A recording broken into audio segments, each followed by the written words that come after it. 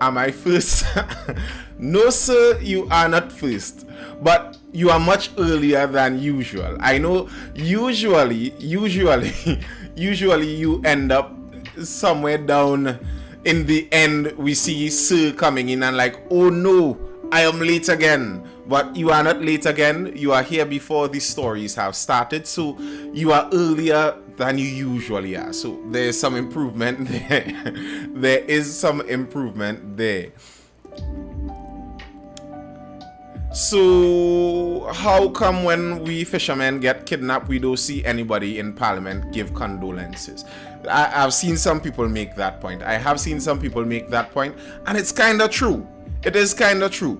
Our fishermen regularly fall afoul of the Venezuelan Coast Guard, and sometimes they die, sometimes they are kidnapped, sometimes they are held in Venezuelan prisons for extended periods of time, and as he said, no one extends their condolences. But in this case, to be fair, in this case, there is a bit of a difference because we're talking about a child, an infant. The child was only 9 months old, I believe. And when you have an infant, obviously you'd have more of a bleeding heart case. It's a child. It's an innocent baby that should not have been caught up in the brutal realities of this illegal immigration. It's unfortunate, but it is what it is. Okay. It's disappointing because you're going on the fact of the case from one angle. Would the Coast Guard say different? Well, you're saying I'm going on the facts of the case from one angle. Do we have another angle? Has the parent of the child, I've seen her say that the child died in her arms. Okay, I understand that. That is terrible. That is torturous. But has the parent of the child, have any of the other immigrants on the boat, have the captain of the boat come out to say that what the Coast Guard is saying is a lie? What do you think is the alternative story exactly? Well, surely that should cause war between us and Venezuela. No, this is not going to cause war between us and Venezuela. By no means. I do not see that as even being close to feasible. Venezuela is not going to come to war with Trinidad over the case of an illegal immigrant doing an illegal act and unfortunately her baby dying for it.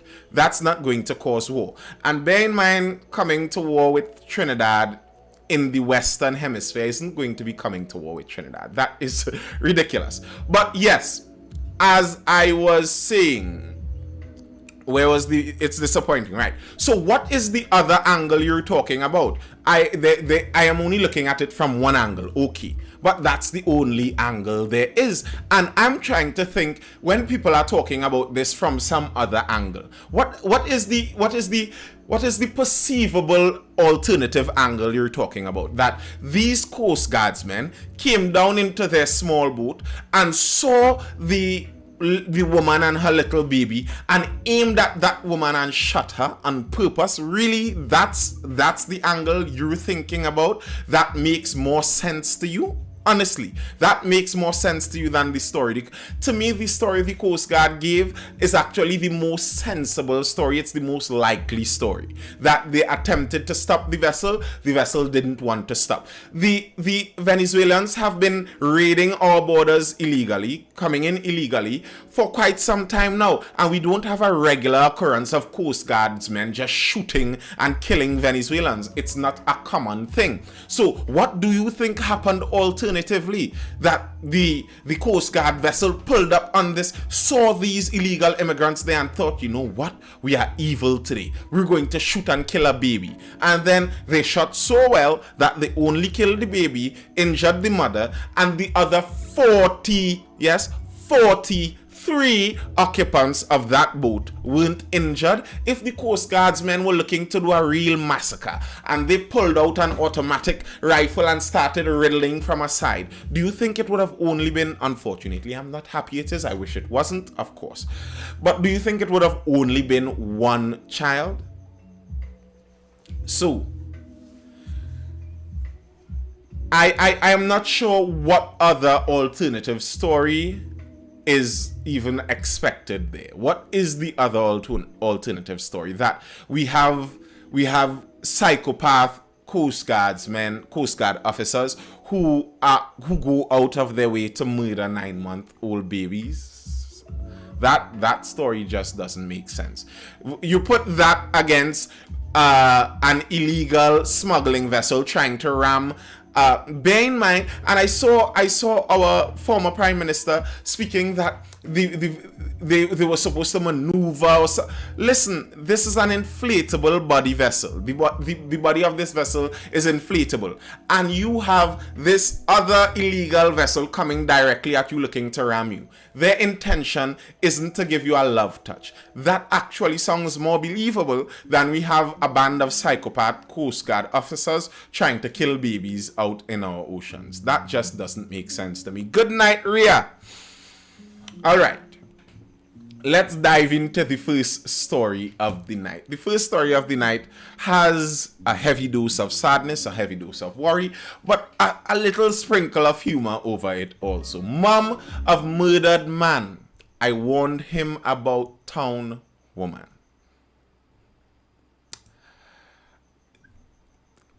I am not going to laugh at this. This is an unfortunate story, but mom's had some warnings. That's just the reality. A Library mother of 7 said she warned her son repeatedly about visiting the mother of his child in Laventille, and had he listened, she believed he would have been alive today. The mother of the deceased, left his Sobo village home last Saturday to drop off $400 worth of food vouchers for the mother of his 7-month-old son when he was killed. So remember, ladies, we were talking in the chat about some men traveling far distances to meet their loved ones.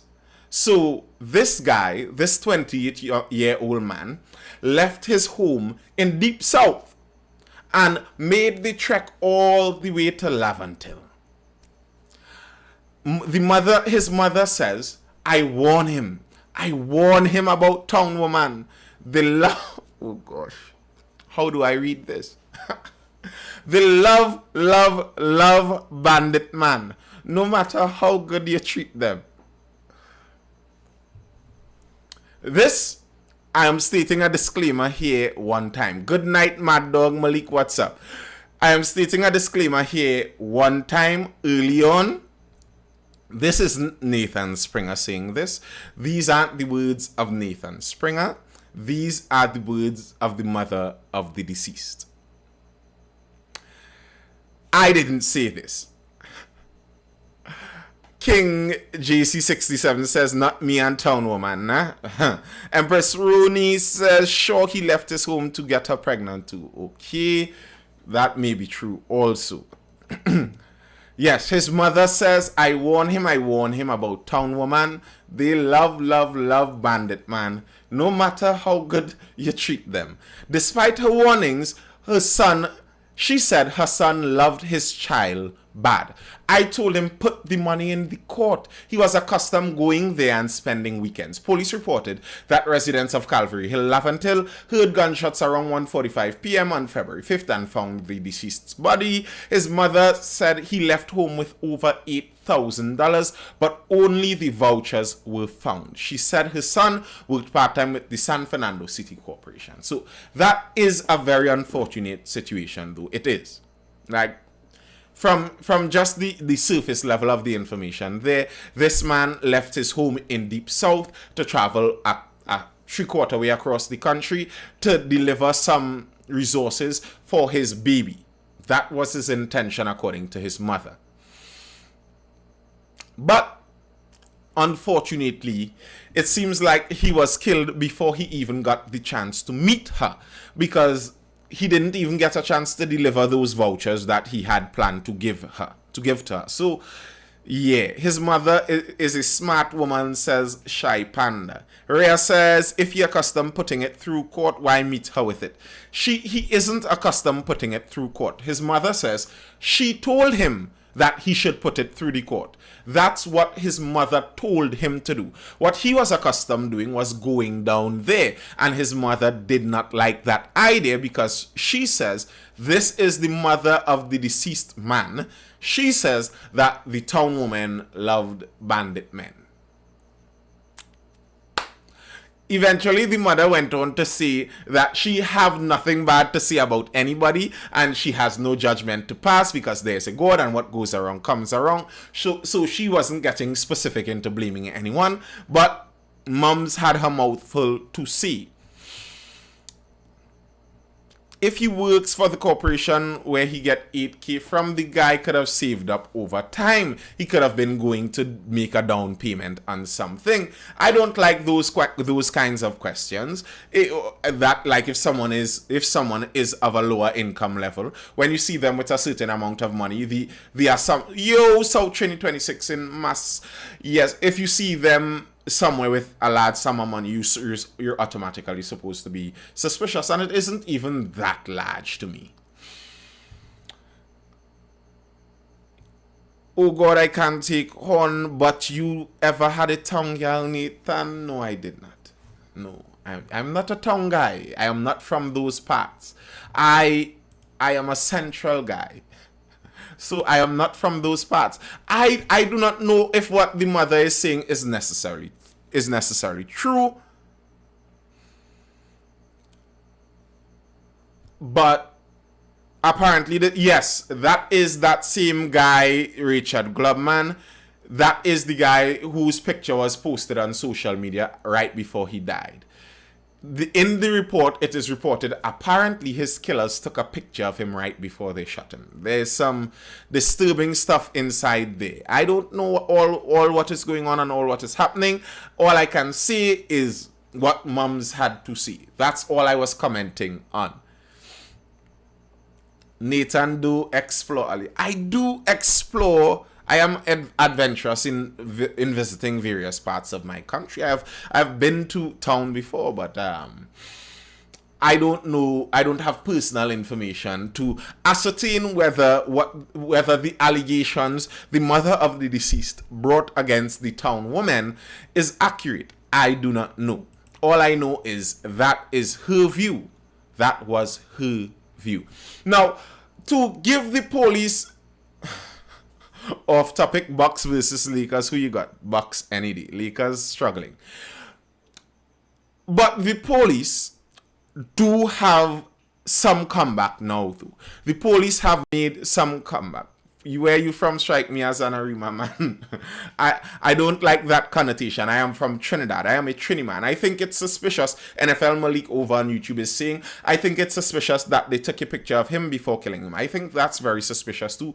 I have no idea how that is so.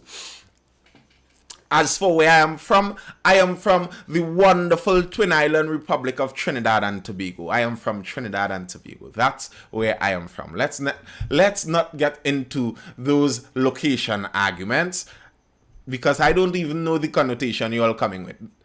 Trisha Constantine says that is a package of crap. Stoops, all areas have criminal elements. I agree, that is true, but you have to be honest with it. And if you're being honest, you'd honestly see that there are some areas that have a worse name, and some areas you also may be more worried about going into.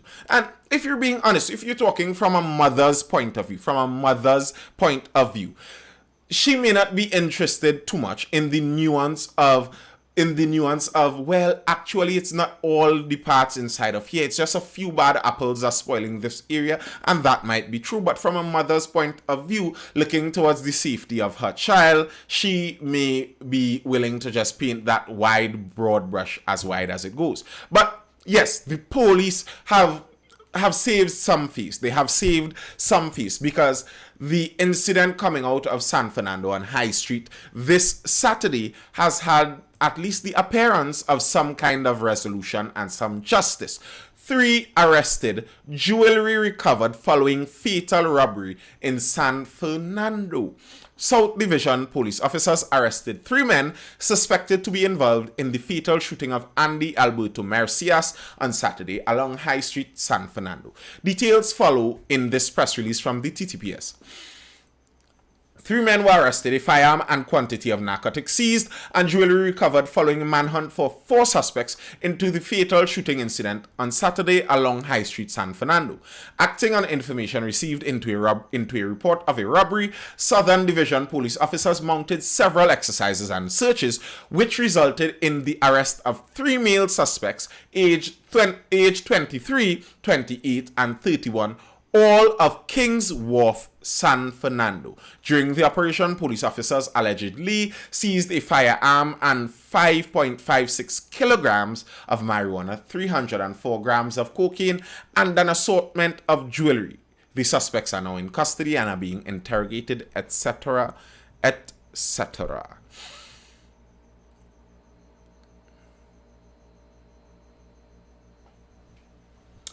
So they nabbed 3 of those men and they nabbed a 4th man on the same day it happened. What I find interesting about this is that 3 of those men were from Kings Wharf in San Fernando.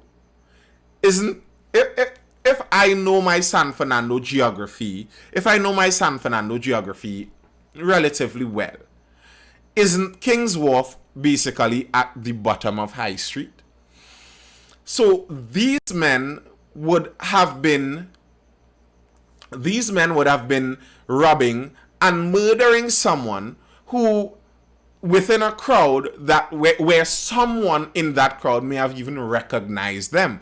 If they are from Kings Wharf right in San Fernando, that crowd in San Fernando may have very well recognized them also. So that I find very interesting, that bandits feel so comfortable that they're living at the bottom of the street and would walk up higher in the street and be willing to murder someone in a robbery. What kind of a jaded mind must you have to think that that makes a good idea? High Street is a long street. Yes, it is a long street, but it isn't that long. It really is not that long. If you maneuver High Street on a low traffic time, you'd recognize it's not that long actually. If you're familiar with the area, very likely you would have been down on both of those sides. Good night, Mums 1974. Good night.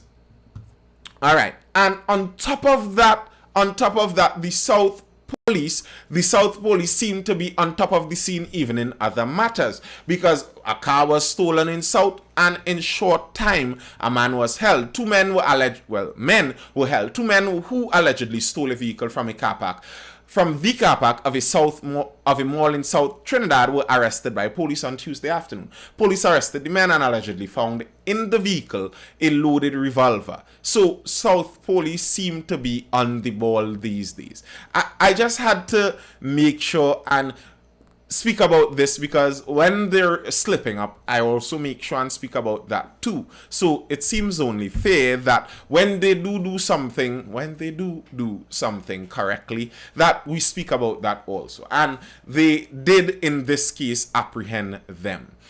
Police actually solving crimes. Yes, that's amazing. I like that idea. And I think the one from Saturday, I had hope for it being solved. For multiple reasons. These 4 men who ran into this jewelry store, bear in mind there was 1 gunman and 3 other men. These 4 men, when they were planning this genius of a heist, very likely the plan had nothing to do with murder. So for 3 out of these 4 men, they were planning just to do a smash and grab. And then, now all 4 of them may be facing murder. And when they caught the 1 man, the driver, back on Saturday, and they said they were interrogating him about the other members in his crew, to myself, I was thinking, I believe it was reported the security ran after them. The security didn't run after them. The video is out there. The security ran away from them. There were 2 camera angles, a camera from inside the jewelry store and a camera angle that seemed like it was over the road looking at the entrance of the jewelry store. The series of events seemed to have been the 4 gunmen the 4 men planned this. The one with the gun walked up, held up the security guard I think robbery is the crime a person can commit. Yeah, held up the security guard right there on the spot, and then the three men walked in. As the three men walked in, the one with the gun was pushing the security guard inside of the store also. But from the other angle inside of the store, you saw when the three men walked in, they walked in and one with a hammer started smashing the glass cases to get at the jewelry. And this, as he started smashing these cases, as you would imagine, that would create a pretty loud noise and quite a commotion. The customers inside of the store began running out of the store. When the glass started smashing. And it seemed like when the customers started running, the guy who died, he thought that this was his chance to do the same, and he tried to. As he tried to run off, the guy turned and shot him in the back. That is on camera. The man shot him in the back while he was trying to run away from them. So he wasn't trying to run into them, he wasn't trying to stop them or anything of the sort. But when they caught the one guy in the car back on Saturday, I'm thinking to myself, I think it's very unlikely that the gunman, the guy who was actually holding the gun that actually did the killing, I thought it very unlikely that he would have been the one man left in the car. That's unlikely. Almost surely he would not have been that person. So the guy in the car, imagine if you're just the getaway driver for this. Your friends told you, we're going to just put down our walk in San Fernando. When we just go and grab some jewelry quick, we jump in the car and we drive out, right? No kind of big scene thing. That is all we're going and do, right? Wood. We plan it. You're the getaway driver, and now all of a sudden, you're the getaway driver from a murder. A murder that has gripped the attention of the entire country, of the entire nation.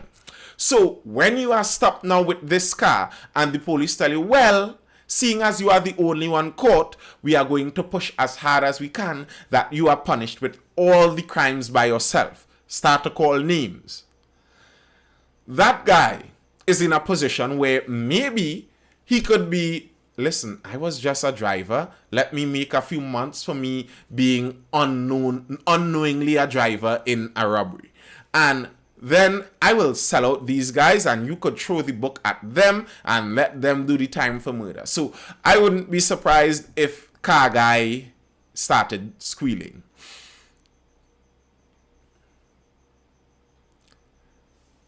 Kyle Edgehill and Roni is saying that she believes that robbery is the worst crime that can be committed, while Kyle says that kidnapping is worse. I think both are pretty bad. Both are pretty bad.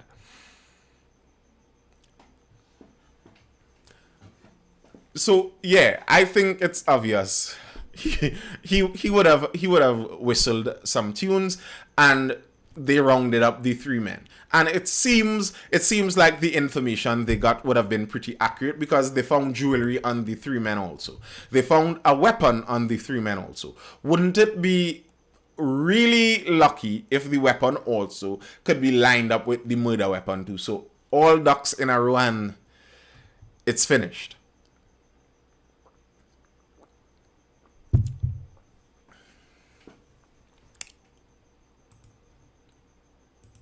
All right. Now, let's take a talk, because some people in the chat seemed enthused about this and wanting to talk about this also. Let's focus in on that situation that happened with the Coast Guard.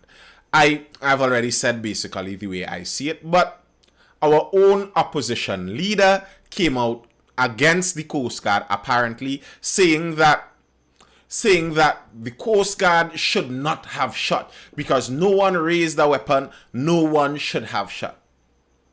I have seen this argument, especially if you're looking sometimes over in the United States at some of their police shootings. You know, they have constant squabbles about that, the police, whether it was an unnecessary use of force, etc., etc., etc.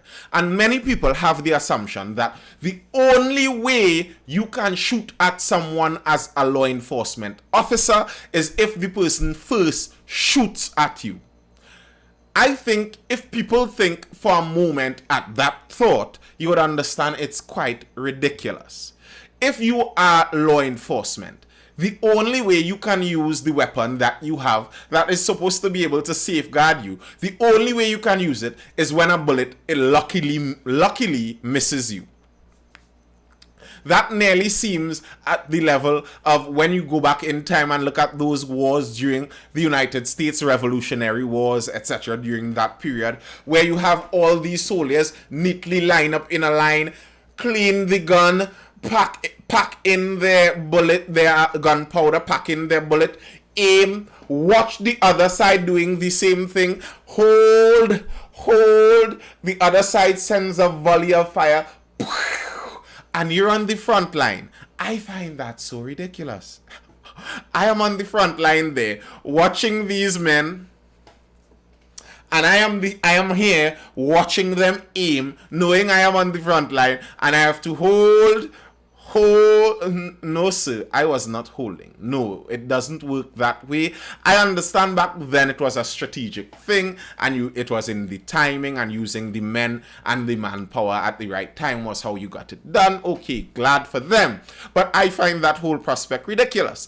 If someone is trying to kill you, it shouldn't be necessary that you must first luckily escape with your life before you do something about it. What about Hines' statement? Hines' statement about what? His job not being to keep people safe and secure. If that's the statement you're talking about, you'd be looking for one of the previous lives. Was that last night's live or the night before?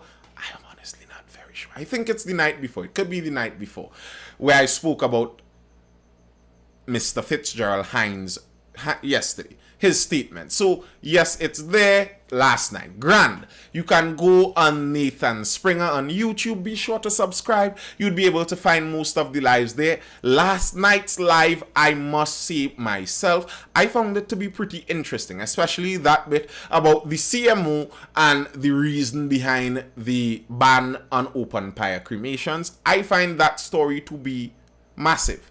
But yes, you can go over on Nathan Springer on YouTube, subscribe there, and you would find most of the lives there. You could refresh whichever one you're interested in. So yes, as I was saying, this situation, I don't like the politicizing of this situation. I think the opposition only landed on this because they assumed that they could make some political points out of it. But here's the thing.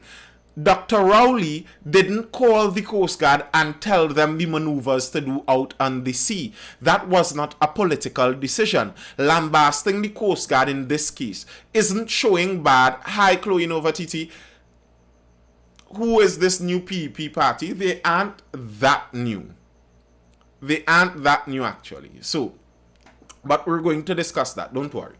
That wasn't a political decision. That was a decision, very likely, of the senior officer on the scene at the moment. So when you lambast them, you're lambasting these officers who are out there risking their lives in the pitch black ocean at night, trying to keep our borders safe. That's who you're criticizing when you do this. You're not that criticism doesn't land on Dr. Rowley. It lands on them. It lands on us as a nation, because to some international newspaper that may pick up the opposition leader's criticism, they may not know the nuance, understanding that this opposition leader has lost every election that she has ever run since the first two that she won. She isn't exactly popular outside of her party base, and she is just trying to stir up trouble to paint the government black. They may not understand the nuance of that situation, so they would just pick this up as a factual matter. The opposition in Trinidad is also calling on the government to investigate this and finding the entire situation suspicious. Now, I have no problem with an investigation. By all means, launch an investigation. I cannot know exactly what happened out there. All I can speak on is on the released report thus far. And on the released report thus far, it makes sense, it adds up, and it does not show the Coast Guard as wrong. So if you're making a statement on that, you have to make a statement. You don't have to do anything. You can do what you want, apparently, of course. But I would think sensibly, if you're making a statement on that, how you would make such a statement would be couched in the fact that if what the Coast Guard said is true, then I don't see it as wrong, but we do need an investigation into such a tragic matter because we never want to see the loss of an infant's life without the necessary care following up on it. Okay, fine. That statement makes sense. And then you could go into the whole bleeding heart tirade and let everyone know that you're a mother, grandmother, and it hurts you, especially when an infant dies. No problem. Make that point. But you cannot come criticizing the Coast Guard in this case. You have no grounds to criticize them on here. There aren't any grounds. All the people I have seen in the chat thus far, all the people I've seen in the chat thus far, the people who have even apparently who have criticized the Coast Guard, I have seen none of them propose what was the alternative. Was the Coast Guard in this inflatable vessel supposed to just allow themselves to be rammed and hope for the best when they sink into the black water and then possibly allow this illegal migrant boat to escape? What exactly were they supposed to do? What were they supposed to do other than what they did? I do not understand that. But anyway, Maduro wants exhaustive investigation into death of child. Venezuela's government has urged TNT's authorities to carry out an exhaustive investigation. Quoting from the Venezuelan Foreign Ministry, the Venezuelan government extends its most sincere condolences to the infant's relatives while urging the Trinidad and Tobago authorities to carry out an exhaustive investigation to clarify the facts surrounding this fatal incident in which, unfortunately, he lost his life, a Venezuelan child, said the Venezuelan Foreign Ministry. Now, even within Venezuela, this is creating its own friction. The boat could have been used as a weapon. Today News could have said Coast Guard officers dead. Exactly. The boat was attempting to be used as a weapon. And I've noticed a lot of the people speaking on this have not read the story. Someone asked why I do some of these things. That's partly why I do some of these things, because we have a habit now, because of the online system we are in now, more people pay attention to news, which is a good thing. More of the younger generation pay attention to news. But the vast majority of them don't pay attention past the headlines. Many of them who are speaking on this story obviously did not read the account. The Coast Guard said it. The Coast Guard said it. The boat had already hit them. It was not like they landed in the water, they saw the boat coming and shot at the boat instantly. The boat already came into contact with them. It was already making aggressive maneuvers. So if you're picturing this, according to their account, the boat already hit them. So then very likely this boat hit them, sped away, you're trying to follow it, it's trying to make a beeline to come back and ram into you. What are you going to do in that case? And according to the story that the Coast Guard said, they didn't even know that the migrants were on board yet, because all the migrants were hiding. As far as they could tell, they may have been seeing the driver. It's pitch black. They don't know. It could have been gun runners. It could have been drug runners. It could have been any assortment of criminals on that boat, and they're heading directly towards you. You have a weapon. What are you supposed to do in that case? What are you supposed to do? Maybe you may not even be able to maneuver out the way repeatedly like that. What are you supposed to do otherwise? Marcus Lake 440 says, if any law enforcement personnel is fired upon, are they supposed to drop their guns? Obviously not. It's not supposed to happen. So in this case, a boat is a deadly weapon. That's their... Rooney, they're trying to attack you here with a deadly weapon. So if you are being attacked with deadly force, you meet deadly force with deadly force. And when the Coast Guard said that they didn't know until they pulled the boat aside and they stopped the boat, they didn't know that the boat had all these illegal migrants on it. I believe that also because it has been recorded numerous times before that when these boats are coming in, oftentimes the migrants are hiding in the boat. So as far as the Coast Guard could see, it might just look like some kind of cargo on this boat. These people were hiding. Very likely they didn't even know that the woman was there in the back. And to me, part of it that kind of makes this story even seem to add up a little more to me. If you have ever been on many of these kinds of boats, and you're talking about the safest spot on the boat, if you have a woman with a 9-month-old child, you'd want to put her generally on the safest spot on the boat. Where is generally the safest spot on these style of boats? Next to the engine, at the back of the boat. At the back of the boat is the safest spot. So I could see, logically, the mother and her child would have been docking down there in the back of the boat near the engine. And the unfortunate thing is the Coast Guard were aiming for the engine. So that actually, to me, makes the story make more sense. That they hit the mother, and reportedly, according to the reports, she was the only person hit. It's unfortunate, but it is what it is. But even over in Venezuela, there's some political pushing and pulling over the same thing. The Venezuelan opposition, where did he say? On Sunday, the Venezuelan opposition denounced the death of the miner on social networks and demanded justice from the government of Trinidad and Tobago. Quoting from him, the death of a Venezuelan child who along with his mother fled from dictatorship hurts our soul as a country. The shots fired by the Trinidad and Tobago Coast Guard have no justification. They killed him. We ask for justice. Opposition leader Juan Guaido wrote on his Twitter account. Well, Mr. Juan Guaido, hard luck. You could relax with that talk. You cannot jump out and say that there was no justification. If you do not know, you cannot say that. I'm sorry that the young boy died. I really am. But that's an incorrect statement, Mr. Juan Guaido. You would need to relax. You need to relax. The Prime Minister is encouraging people now, similar to some of the encouragements I have seen in the live chat. Also, the Prime Minister is encouraging the Venezuelan migrants, don't risk your lives.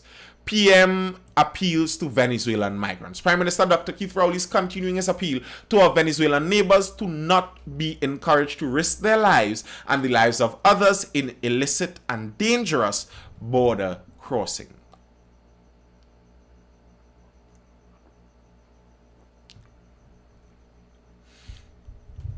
And what this has caused some of, take in consideration also this took place on water, not on a stable ground. Yes, it did. So what this has caused some of also what this has caused some of also is that it actually, some people were talking about if this could cause war between Venezuela and Trinidad.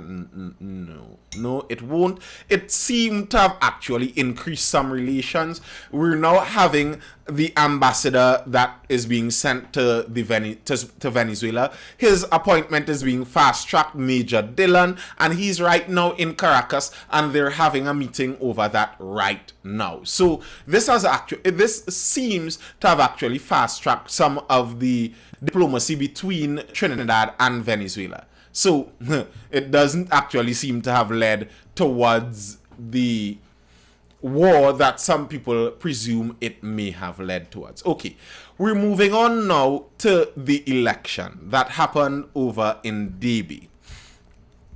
Yes, they ship out Dillon to Caracas. Dillon is in Caracas right now.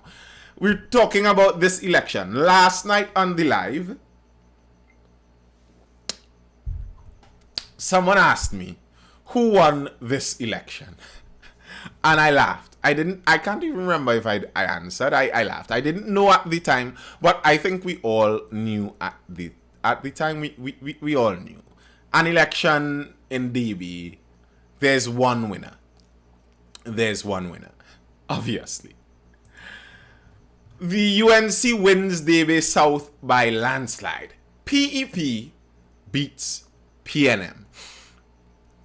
The UNC secured another political victory on Monday night as its candidate in Debe South election won the district by a landslide. UNC's Camarade Cicheran secured 1,650 votes, way ahead of his opponents. Progressive Empowerment Party candidate Lorenzo Sami captured 175 votes, while the PNM's Judy Sukdio was only able to attract 25 votes.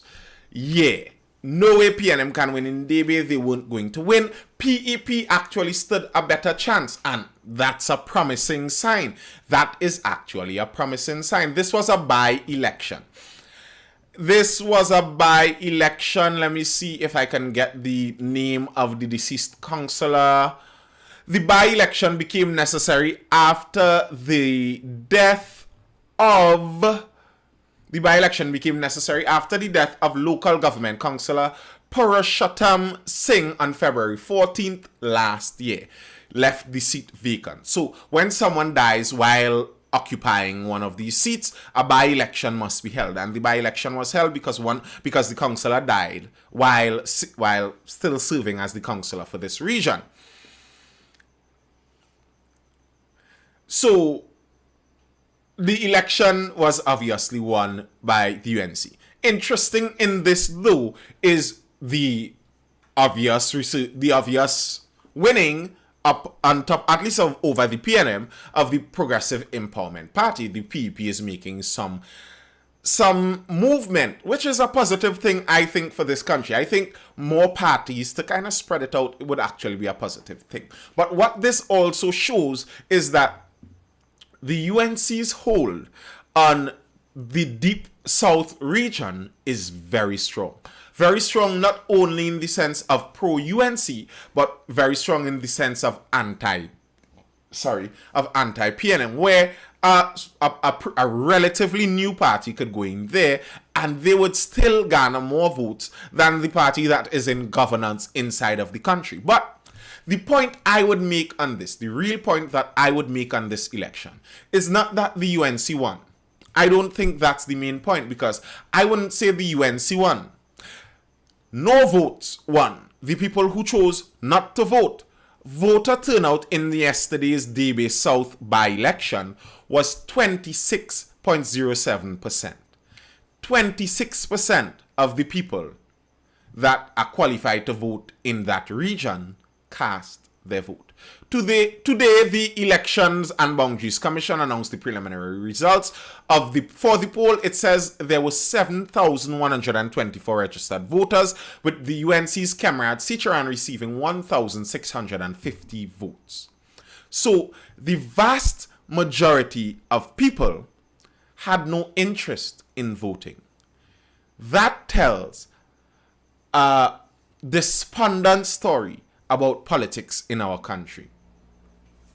That 26% of the people in a region think that it is worthwhile to go and vote for the person that is supposed to have political control over the region tells something serious about our country. But it also, to me, when you look at something like that, I think that gives hope for alternative parties. Because the reality is, there are 74% of the people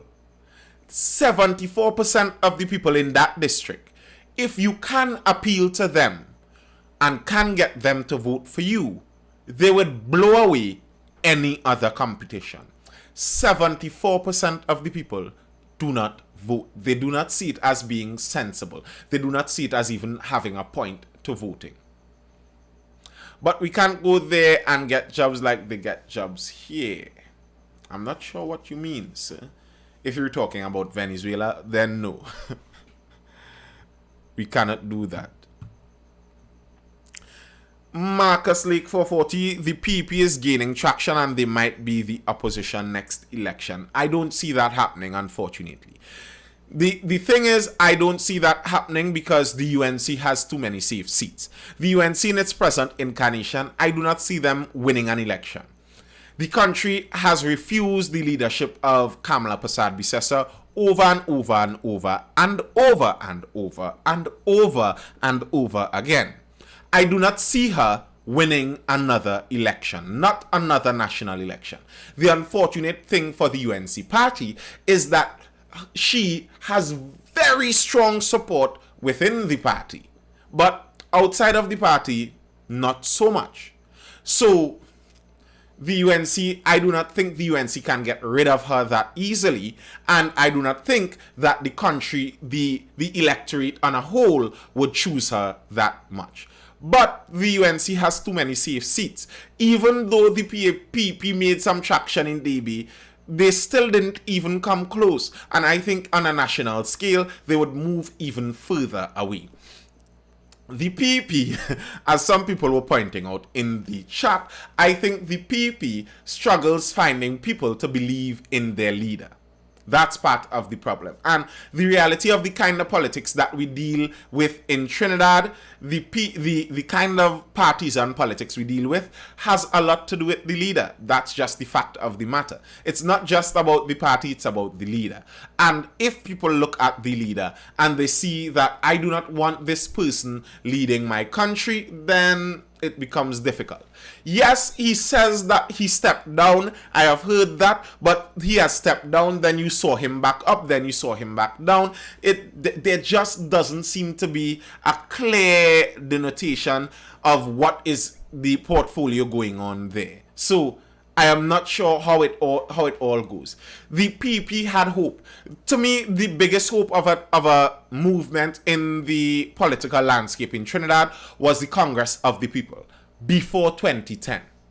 But the Congress of the People did not have the patience to go it alone. They saw their avenue, they saw their opportunity, went and grabbed onto the UNC's coattails, got into power, and then banished themselves from the political landscape forever. The COP, as some people used to call it back then, it's no longer the cup, it's the corpse. They just don't have that kick anymore because you aren't a viable option. People would now look at you and see, well, you are just UNC light. And if I don't want UNC, I might not want UNC light either. So that's the problem they're having now. What about Uncle Jack? He has global corruption problems following him. The ILP basically was a pressure group formed mostly for the Shogunas West seat. The ILP, and the ILP is one of the, what happened in Shogunas West with the ILP is one of those prime examples that shows you how Trinidad's elections and Trinidad's electorate works. We all have been, Wazid Ali says, we all have been used by these people. We need to get true leaders. The leaders are fooling us. Yes, I agree. So what happened with the ILP? What happened with the ILP? I'll get to the MSG just now. What happened with the ILP in Shogunas West, I found to be a real testament of Trinidad's electorate and how it works. ILP under Jack Warner. Jack Warner fell out with the United National Congress when they banished him from his position because of some international corruption incidents. And then he decided to fight the Shogunas West seat on his own. And here's the thing. He put a lot of money into Shogunas West. He invested personally in that area. They loved him. So when the UNC did not select him to run for that area, and he said, well, I'm going to run under a new party, the residents of Shogunas West enjoyed that idea. But here's the thing. On that ILP platform, his promise basically was that this is just basically UNC infighting. Don't worry, we are all part of the same UNC party. This was basically his promise if you were paying attention back in that election. This is infighting. Don't worry, when I win here, it all basically stays in the same group. We are all still one happy family. It's infighting. It's an internal issue. Okay, it worked. Warner won. What Warner basically won with the ILP over in Shogunas West, he basically won an internal election. That was UNC's internal election to see who should run for that seat. And UNC's internal election basically showed that he was the most popular person there. But then, by the time the next election came around, and it was realized that Warner was not rejoining UNC, ILP got a sound licking in Shogunas West because Shogunas West remains a UNC safe seat. If they see that you may be part of the UNC, they may vote for you, but they aren't moving generally from that UNC umbrella. That's the Trinidad electorate for you. And that is what I see is the real problem. If you have a problem, if you are a UNC supporter and you have a problem with the fact that PNM seems to have a stranglehold on this country and PNM seems to be ruling this country for so long, then you need to look inside. The problem why PNM continues to rule for so long, I would say, has a lot to do with the fact that the UNC has somewhere like 15, 16 safe seats. It makes a stalemate in our electorate that makes people less inclined to change their vote and move around voting.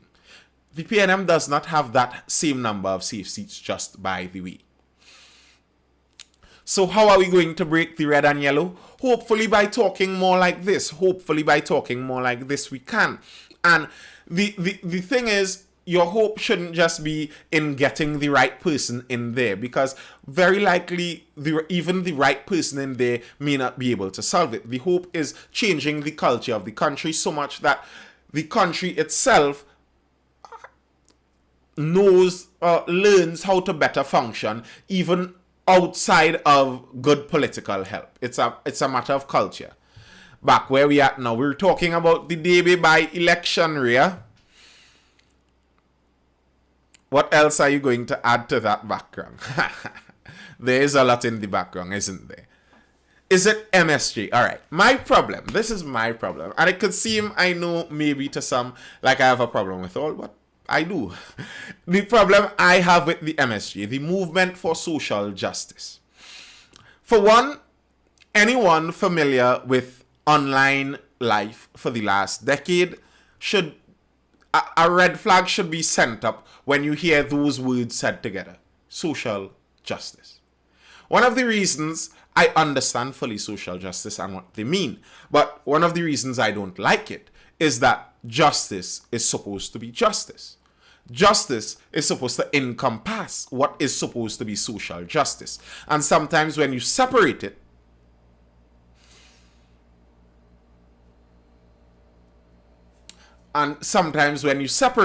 what they call social justice ends up being injustice. So I am very suspicious about the name of social justice in the first place. And the MSG comes out of the belly of the union. MSG calls each other within the party comrades. If you are familiar with communist ideology, the word comrade comes from that kind of communism style. And I am sorry, but I have no interest in my country moving closer towards socialism nor communism. And MSG seems to be more favorable of that style of governance. The real misfortune, one of the real misfortunes in Trinidad and how we see politics is that it's so blindly tribal in the nature of the politics that very often there's no consideration as to which government has more left-wing policy, which governments have more right-wing policies, which government leans more into the free market, which government leans more into social safety nets. That question isn't even relevant. There isn't an idea of a political spectrum. I don't know how many of you know about the political spectrum, where you could go up to more authoritarian or down to more libertarian, or you could go leftward to more social safety nets, more collectivist, or you could go rightwards to more free markets, more individualist. It's a four-way political spectrum map. And in Trinidad, no one knows where the political parties line up, because that's not what anyone watches when they choose political parties. In 10 years, people go say how much they miss Rowley when Duke dictated the place. Maybe.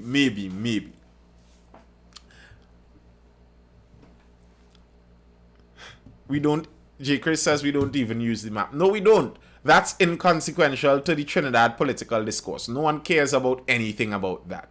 It's irrelevant to all of us. What political map? What political strategy? What political ideology are you even talking about? What's this strange thing? No one cares. No one uses it. and thus the political parties continue doing what they do. What is the political ideology of the UNC? What is the political ideology of the PNM? What is the political ideology of the PEP? What is the political ideology of the MSJ? Where do they stand on authoritarian versus libertarian style governance? How much power do they think the state should have? What is their view of the responsibility and role of the state? What do they think the state should be doing? Who even knows? Our map is back pay corruption, box train, and potholes. Yes, it could seem so sometimes. It could seem so. Okay. We've been going for 54 minutes over on YouTube, and that's all I have for now. I hope you're educated, informed, or entertained. And do tune in again over on YouTube and Instagram tomorrow night between the half-hour period of 9 to 9:30. I start usually somewhere in between there. We start with some talk and then we get into the story. So again, I hope you enjoyed it, and I'll see you then. I'll be, as usual, I'll be hanging around a little bit longer on TikTok. If you would like to come and converse, I would be over there. So peace.